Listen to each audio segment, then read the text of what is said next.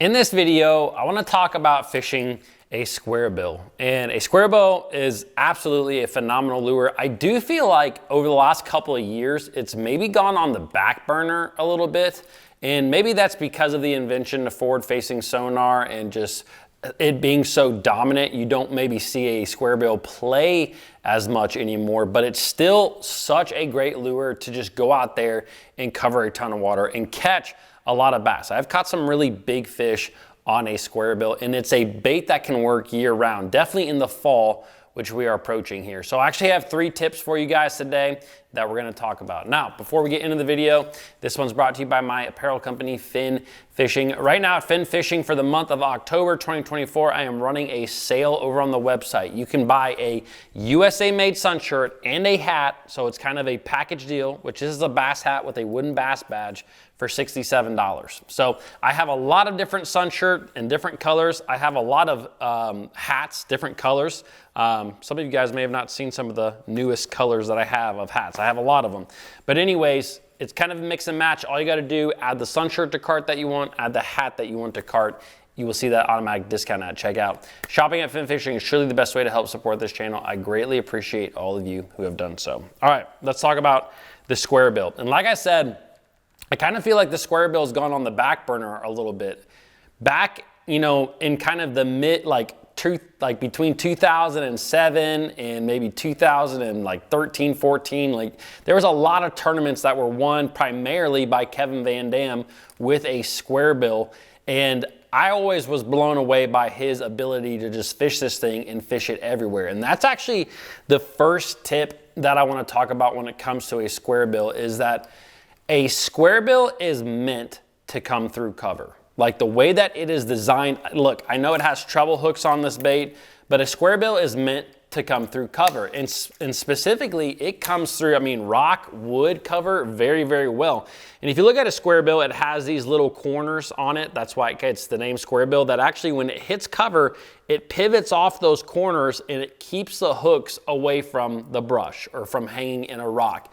And something that I think that, especially if you are a little bit newer to bass fishing, you may not realize just how weedless, I guess, a square bill is. It can come through cover extremely well. And I'm talking about some really thick cover. Now look, if you have a matted vegetation, you know, a mat, whatever it may be, it's not gonna come through that. But throwing it nearly in any type of wood, which is where I think, you know, a square bill really excels, is around wood, definitely down rocks and rock cover, but in wood, this thing will come through everything. So one of my biggest tips is to throw it in the cover. Don't just, you know, if you're coming down a laydown and you see a laydown log, don't throw this thing on the outsides and then just continue on.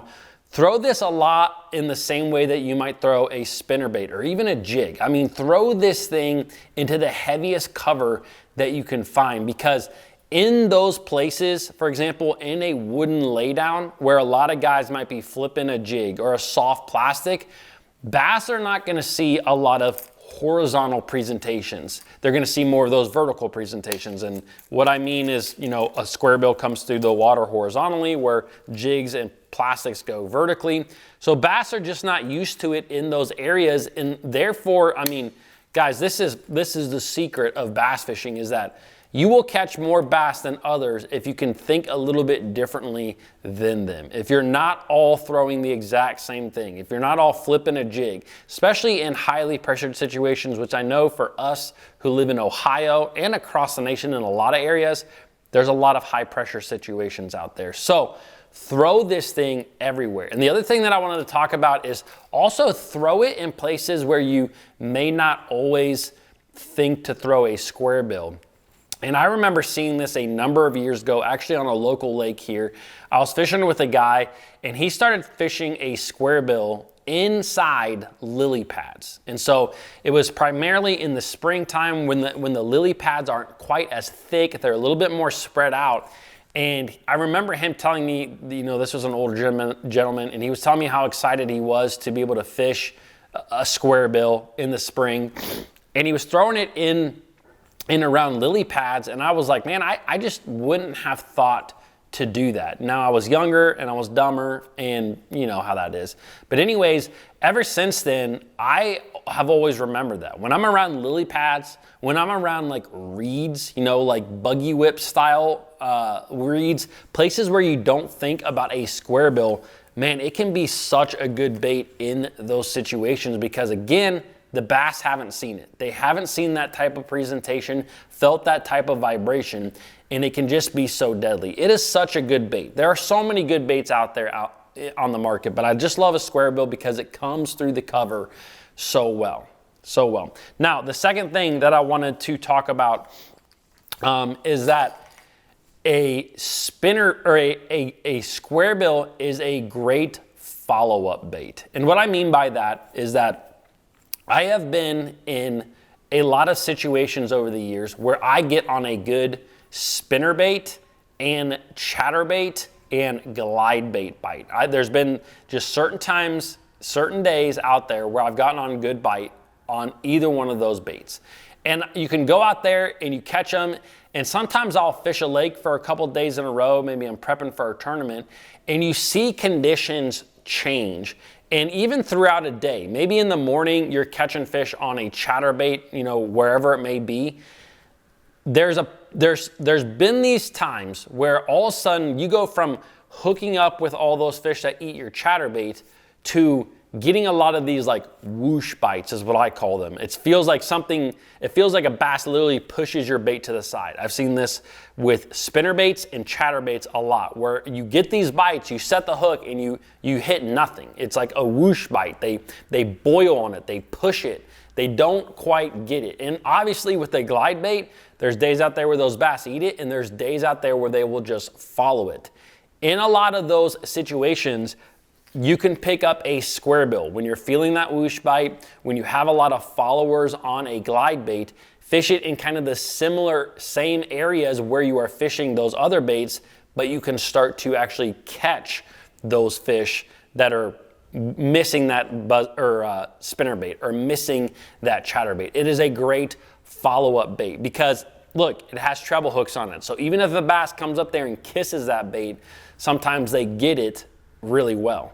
Now, the big thing with that too is to understand kind of the water clarity and how the bass are acting. A lot of times if bass are not eating chatterbaits and spinner baits really well, they also won't eat a square bill that has a lot of rattles that well. Like this bait right here, this is a Strike King 2.5.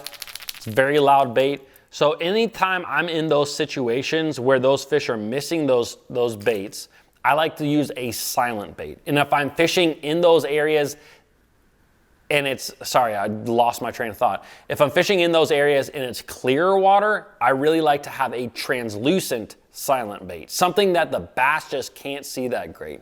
So anyways, the square bill is a great follow-up bait if you get on good chatterbait bites, spinnerbait bites, even glide bait bites, where then they stop missing it. Pick that bait up, make the switch, you will start connecting with more fish. All right, the third thing that I wanted to talk about when it comes to a square bill is simply the rod, reel, line, the equipment that I like to use for this bait. Now, I am a big believer, as a lot of you guys know, that anytime I'm fishing a hard plastic, treble hooked lure, which the square bill falls into that category, that I really like to have a parabolic bending rod. In this case, this is a 7-foot Arc Tharp series rod. It's called the grinder rod, but to me, no matter what brand that you go with, maybe like Abu Garcia, Daiwa, whatever it is, I really like to have a 7-foot in length parabolic bending rod. To me, that is very, very important. So you're looking for that moderate bend. And the big thing that I like about having a 7-foot rod is that it gives you length, but it's also not too long, because when I throw, there's a lot of times I'm throwing square bills and I'm throwing them in really tight situations where I'm trying to really get that bait, sometimes right up underneath of a log. I fish this thing underneath docks that, you know, maybe they have a foot clearance where you try to get it as far back in there as you can. You're really making pinpoint casts. The longer the rod is, it's just more to manage when you are casting it. So a 7-foot rod to me is the perfect length. And I like that composite rod because it has a really perfect parabolic bend to it, which really allows you to keep fish on that eat this bait. Because no one wants to hook into a fish, do all that trouble to get hooked up, and then lose a fish. So that's why I really like that parabolic bending rod. Now the line that I go with, most of the time when I am throwing a square bill, it is somewhere between 12-pound line and 15-pound line. And it depends a little bit on the situation that I'm fishing and the baits that I'm fishing. If I'm fishing really small square bills, obviously I'm gonna like a little bit lighter line, that 12-pound line, just to help me get that bait a little bit deeper and also to allow that bait to have more action. When you get into some bigger baits like this 2.5 or even some really big square bills like the 8.0s, there's a lot of like really big square bills. They dwarf this little 2.5. In those situations a lot, I'm gonna be throwing 15-pound line, even 20-pound line with some of those really big baits. But that's a whole different video for a whole different day, talking about big square bills. I'm gonna have to do that because that is definitely a fun thing. It's a little bit more nuanced. It's a little bit different. But anyways, that's the rod. Reel, or not the reel, I haven't talked about the reel. The reel that I like is the same as always, almost a 7.1-to-1 gear ratio, somewhere in there. You could go down to like your 6s, a 6.4 with a crankbait, but with a square bill, sometimes I'm burning a square bill. I do that a lot in the summertime over grass flats with small square bills while I'm burning that bait. So that's why I kind of like that 7.1-to-1 if I want just one rod to kind of cover everything, one reel to cover everything. So, all right guys, that's square bill fishing. Those are a couple tips. Hope you guys enjoyed this video and I will see you tomorrow.